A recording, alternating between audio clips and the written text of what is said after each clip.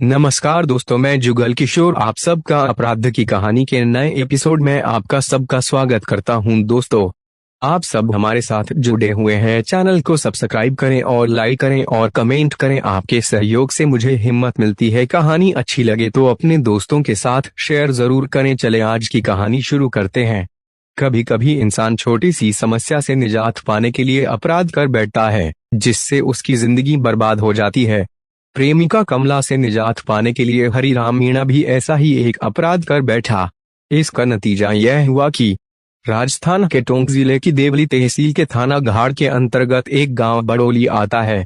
इसी गांव के रहने वाले गोकुल के खेत पर सरसों की फसल की कटाई का काम मजदूरों द्वारा किया जा रहा था। यह बात 10 फरवरी 2021 की है। सरसों काटते हुए मजदूरों की निगाह एक मानव कंकाल पर पड़ी।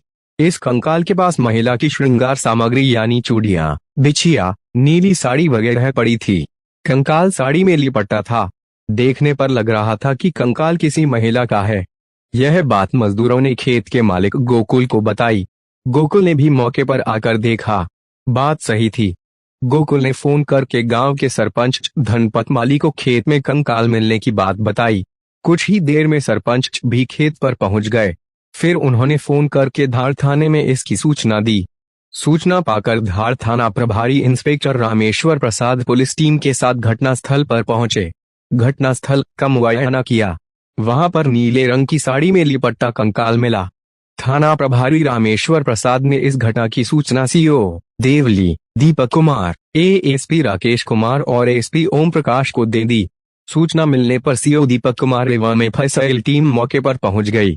एफएसएल टीम द्वारा साक्ष्य उठाए गए। साथ ही 11 फरवरी को महिला के कंकाल को पोस्टमार्टम एवं डीएनए जांच के लिए अजमेर मेडिकल कॉलेज भेजा गया।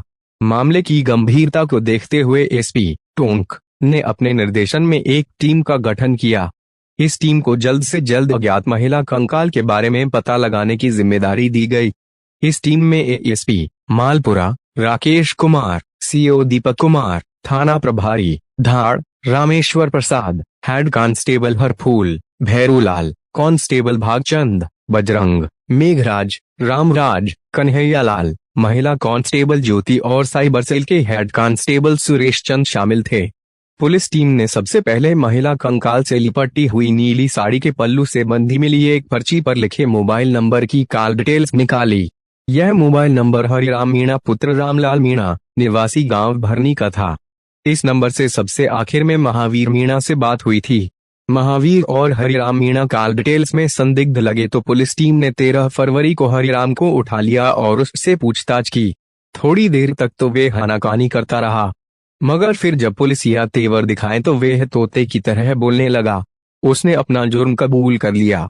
पता चला कि वह लाश टोंक जिले के गांव जगन्नाथन ढिकला निवासी कमला मोग्या की थी। वह राजू मोग्या की बेटी थी। इसके बाद दूसरे आरोपी महावीर मीणा को भी पुलिस ने हिरासत में ले लिया। उससे पूछताछ की गई तो उसने भी अपना जुर्म स्वीकार कर लिया। तब पुलिस ने महिला कंकाल के पास मिले सामान को देखने के लिए राजू मोग्या, उसकी पत्नी रत्नीबाई और मृतका कमला मोग्या की छोटी बहन को धार थाने पर बुलाया। इन्होंने महिला कंकाल के पास मिले सामान को देखकर अपनी बेटी कमला मोग्या पत्नी कालूलाल मोग्या के रूप में शिनाख्त कर ली। लाश की शिनाख्त हो जाने और आरोपियों के गिरफ्तार होने पर पुलिस ने चैन की सांस ली। कमला की हत्या का मुकदमा दर्ज कर लिया गया। मेडिकल कॉलेज में कंकाल की जांच हो जाने के बाद वह मृतका के पिता राजू मोग्या को सौंप दिया। उन्होंने कंकाल का अंतिम संस्कार कर दिया। पुलिस ने मृतका के माता पिता राजू एवं रत्नीबाई का डीएनए टेस्ट भी कराया ताकि सच सामने आ सके। पुलिस अधिकारियों ने कमला के खून से हाथ रंगने वाले आरोपी महावीर मीणा और हरिराम मीणा से कड़ी पूछताछ की। पूछताछ में जो कहानी प्रकाश में आई वे कुछ इस प्रकार से है। कमला मोग्या की शादी आज से करीब 10 साल पहले कालूलाल मोग्या से हुई थी। कमला के माता पिता ने गरीबी में जीवन गुजारा था, मगर अपनी बेटी कमला की हर ख्वाहिश पूरी की थी। कमला सांवले रंग की आकर्षक नयनक्ष की नवयौवना थी। शादी के बाद उसे कालूलाल जैसा मेहनतकश इंसान पति के रूप में मिला था। वक्त के साथ कमला 3 बच्चों की मां बनी। ये तीनों बेटे हैं। इस समय इनकी उम्र 7 साल, 5 और 3 साल है। कालूलाल मेहनत मजदूरी में दिन रात खटता था। इस कारण वह थका मांदा रात को घर लौटकर खाना खाकर बिस्तर पर पड़ता और सो जाता था। कालू की पत्नी कमला की हसरतें अभी जवान थीं। वह चाहती थी कि उसका पति उसे बाहों में लेकर आनंदलोक की सैर कराए, मगर कालू की हाड़तोड़ मेहनत ने उसे थका दिया था। अगर इंसान के तन की ज्वाला ठंडी नहीं हो तो वह बहकने लगता है। अपने सुख के लिए उसके कदम बहकने लगते हैं। कालू तो अपनी बीवी और बच्चों के भरण पोषण के लिए रात दिन मेहनत मजदूरी कर रहा था। वहीं कमला अपने देह सुख के लिए अपने जुगाड़ में लगी थी। आज से करीब 10 महीने पहले कालू ने ढिकला निवासी दिव्यांग युवक महावीर मीणा का खेत बटाई हिस्सेदारी पर ले लिया। इसके बाद कालू अपनी पत्नी कमला एवं तीनों बेटों के साथ जंगलतन से ढिकला स्थित महावीर के खेत में झोपड़ी बनाकर रहने लगा। खेत में रहते हुए कुछ दिन ही हुए थे कि एक रोज महावीर खेत देखने आया। उस समय कालू खेत में काम कर रहा था। कालू की बीवी कमला झोपड़ी में बैठी खाना बना रही थी। महावीर सीधे झोपड़ी में चला गया। उस समय कमला घुटनों तक साड़ी उठाकर बैठी थी। महावीर की नजर कमला की गोरी पिंडलियों पर पड़ी। उसकी काम वासना जाग उठी। महावीर ने कहा, क्या पका रही है कालू भाई के लिए? सुनकर कमला चौंकी। उसने आगंतुक पर नजर डाली। वह उसकी गोरी पिंडलियों की तरफ ताक रहा था। कमला ने झट से साड़ी नीचे की। इसी हड़बड़ाहट में उसके उभारों पर से साड़ी हट गई। उन्नत उभार देखकर तो महावीर बावला ही हो गया। कमला ने साड़ी को ठीक किया और बोली, आपको पहचाना नहीं? मैं महावीर हूँ। यह खेत मेरा ही है। सुनकर कमला बोली, अच्छा तो आप महावीर जी हैं। आइए बैठिए, मैं चाय बनाती हूँ। महावीर खटिया पर बैठ गया। कमला चाय बनाने लगी। तभी कालू भी आ गया। महावीर और कालू बातें करने लगे। कमला चाय बना लाई। सभी ने चाय पी। इसके बाद महावीर ने कहा कि कोई चीज चाहिए तो बोल देना, परेशान मत होना, मुझे अपना ही समझना। इसके बाद महावीर खेत में फसल देखकर गांव चला गया। महावीर की आंखों में 3 बच्चों की मां कमला का मादक बदन बस गया। वह सारी रात उसे पाने का षड्यंत्र मन ही मन करता रहा। महावीर 2 दिन बाद फिर खेत जा पहुंचा। खेत तो बहाना था, उसे तो कमला को रिझाना था। इस कारण वह दुकान से बच्चों के लिए खाने पीने की चीजें भी लाया था। कमला से महावीर हंसी ठिठोली करने लगा। वह उसकी सुंदरता की तारीफ भी करता था। कमला द्वारा बनी चाय का बखान भी करता था। महावीर इसके बाद अक्सर 2 से 4 दिन बाद खेत जाने लगा। वह कमला को लालचाई नजर से देखता। उस रोज कालू काम से कहीं गया हुआ था। महावीर आ गया खेत पर। कमला से पता चला कि कालू शाम तक घर लौटेगा। बस उस रोज महावीर ने बिस्कुट भुजिया देकर बच्चों को झोपड़ी से बाहर खेलने भेज दिया। उसके बाद महावीर ने कमला से पूछा, लगता है मेरा आना तुम्हें अच्छा नहीं लगता? नहीं नहीं, ऐसी कोई बात नहीं, मुझे तो तुम बहुत अच्छे लगते हो, कमला ने कहा। सुनकर महावीर ने आव देखा नताव कमला को बाहों में भर लिया। थोड़ी सी नानुकुर के बाद कमला ने अपना तन महावीर के हवाले कर दिया। महावीर और कमला वासना के दरिया में गोते लगाने लगे। कमला को महावीर ने ऐसा शारीरिक सुख दिया कि वह उसकी दीवानी हो गई। कमला भूल गई कि वह शादीशुदा और 3 बेटों की मां है। उसके ये बहके कदम उसे कहीं का नहीं छोड़ेंगे। अवैध संबंधों का परिणाम बहुत खतरनाक होता है।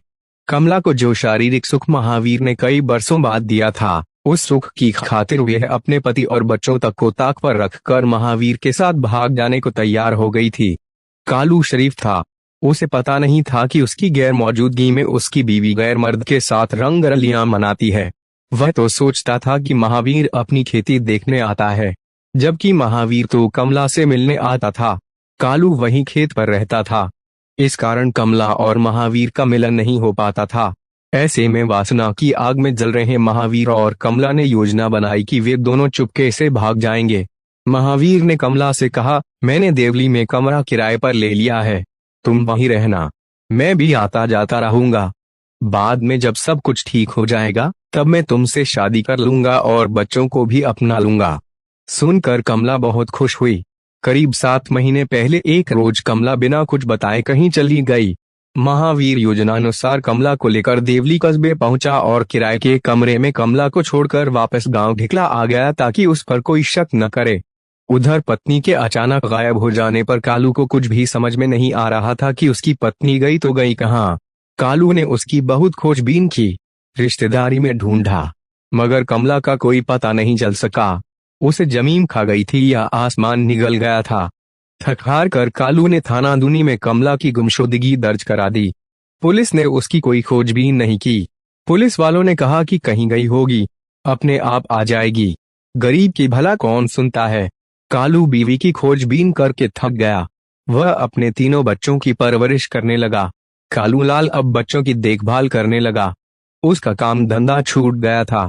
कालू काम पर जाए तो बच्चों की देखरेख कौन करे।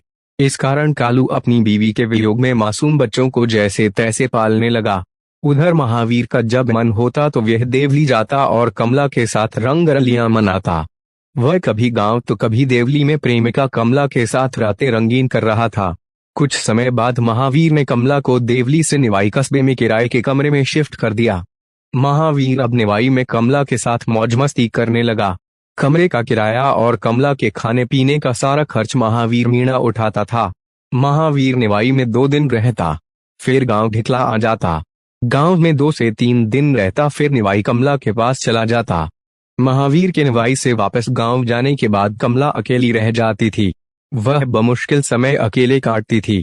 ऐसे में कमला ने तय कर लिया कि वह अब महावीर के साथ ढिकला जाकर रहेगी। उसे अपने बच्चों की भी याद सता रही थी। महावीर जब जनवरी के दूसरे हफ्ते में निवाई कमला से मिलने आया तब कमला ने उससे कहा कि अब वह यहाँ अकेली नहीं रहेगी। कमला ने दबाव बनाया कि वह अपने साथ उसे गांव ढिकला में रखे और बच्चों को भी अपनाए। सुनकर महावीर मीणा के हाथों के तोते उड़ गए। महावीर और कमला के अवैध संबंधों की खबर उसके गांव ढिकला में भी पता चल चुकी थी। महावीर के अक्सर देवली और बाद में निवाई जाकर रहने का राज गांव में उजागर हो गया था। अब कमला उसके साथ ढिकला चलने की जिद करने लगी थी। ऐसे में अब तक महावीर गांव के लोगों से कहता रहा था कि कमला के बारे में जो बातें कही जा रही हैं वे गलत हैं। उसे तो पता तक नहीं कि कमला है कहाँ। ऐसे में जब उसके साथ कमला को लोग देखेंगे तो उसकी समाज और गांव में बदनामी होगी। तब महावीर ने बदनामी के डर से कमला को ही रास्ते से हटाने का निर्णय ले लिया। महावीर ने कमला को झूठा विश्वास दिलाया कि वह 1-2 दिन में उसे गांव ढिकला ले जाएगा। उसकी बात सुनकर कमला खुश हो गई। महावीर ने भरनी निवासी अपने ममेरे भाई हरिराम मीणा से इस बारे में बात की और अपने पास बुलाया। इसके बाद योजनानुसार 11 जनवरी 2021 को महावीर और हरिराम मीणा बाइक द्वारा निवाई कमला के पास पहुंचे। रात वहीं कमला के पास रुके। अगले दिन कमरे का हिसाब वगैरह करके कमला के साथ मोटरसाइकिल पर टोंक पहुंचे। टोंक घूमने के बाद 12 जनवरी 2021 को चौथ का बरवाड़ा घुमाते रहे। फिर शाम हो जाने के बाद केरली कुंड आए। वहां महावीर और हरिराम ने शराब पी। इसके बाद बड़ोली के जंगल में पहुंचे और वहां एक नीम के पेड़ के नीचे बैठ गए। वहीं पर उन्होंने मौका पाकर कमला को गला दबाकर मार डाला और उसके शव को सरसों के खेत में डालकर ढिकला में अपने घर आधी रात को आकर सो गए। कमला ने हरिराम के मोबाइल नंबर की पर्ची अपनी साड़ी के पल्लू में बांध रखी थी ताकि कभी उससे बात करेगी। इसी पर्ची ने पुलिस को हत्यारों तक पहुंचा दिया। सरसों के खेत में कमला की लाश पड़ी रही। 12 जनवरी 2021 की रात 11 बजे कमला की हत्या कर शव गोकुल जाट के खेत में सरसों की फसल के बीच फेंका गया था। लाश सरसों के बीच खेत में पड़ी रही। करीब 1 महीने तक पड़ी यह लाश सड़गल कर कंकाल बन गई। जब 10 फरवरी 2021 को हत्याकांड से करीब महीने भर बाद सरसों की कटाई मजदूरों द्वारा की जा रही थी, तब उनकी नजर कंकाल पर पड़ी। इसके बाद खेत मालिक गोकुल जाट ने सरपंच धनपत माली को कंकाल मिलने की खबर दी। सरपंच ने धार थाने के थाना प्रभारी रामेश्वर प्रसाद को सूचना दी। पुलिस ने पूछताछ पूरी होने पर दोनों आरोपियों महावीर मीणा और हरिराम मीणा को कोर्ट में पेश कर न्यायिक अभिरक्षा में भेज दिया। दोस्तों, आपको कहानी अच्छी लगी हो तो चैनल को सब्सक्राइब जरूर करना और लाइक कमेंट भी कर देना। आपका लाइक और शेयर मुझे हिम्मत देता है। कल फिर आपसे मिलेंगे।